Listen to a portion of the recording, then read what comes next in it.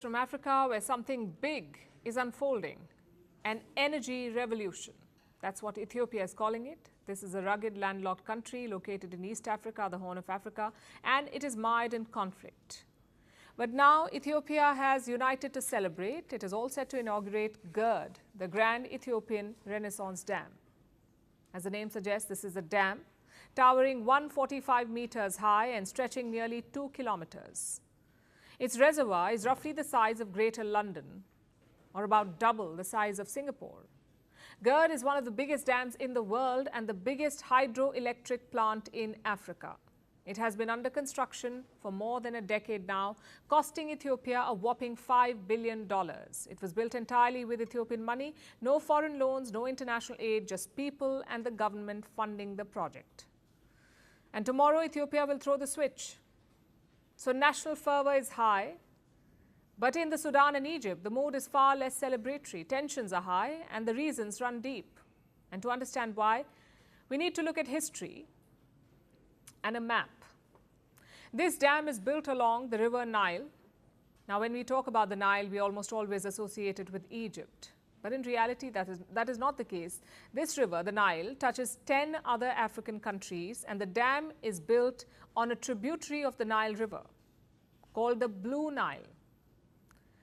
It originates in Ethiopia. It joins the White Nile in Khartoum, which is the capital of the Sudan. So this dam is located at a critical juncture for Ethiopia, the Sudan, and Egypt, 3 countries. But why the fight? Well, like with most border disputes, it goes back to a colonial era treaty. In the 1920s, Britain, which controlled Egypt at the time, signed a deal.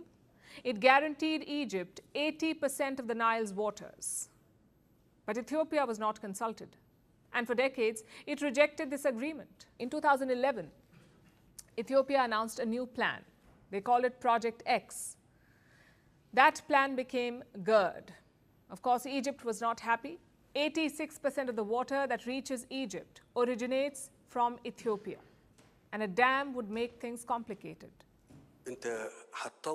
You will develop and grow, and I am with you. But beware that in Egypt, the people live only on the water that comes from this river.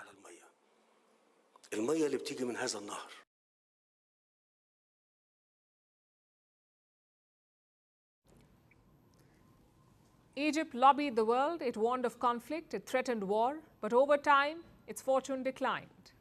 Political instability grew and its focus shifted. Meanwhile, Ethiopia stood firm. It gathered support from African nations, it mobilized funds from citizens, and it kept building.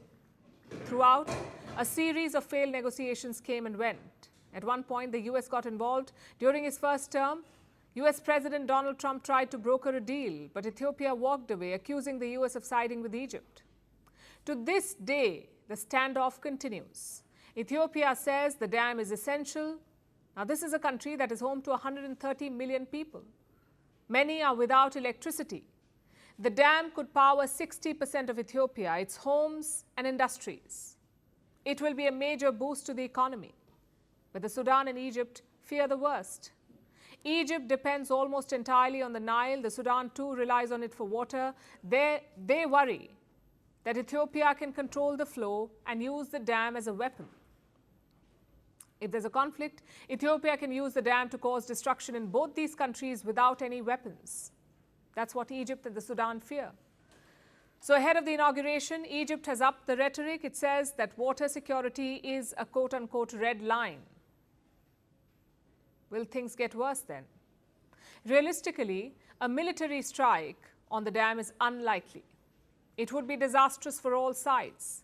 Egypt knows it, and war-torn Sudan has enough to deal with already. So for now, Ethiopia celebrates. Downstream, as the Sudan and Egypt boil, Ethiopia refuses to dampen its mood. After all, this mighty dam could change its fortune.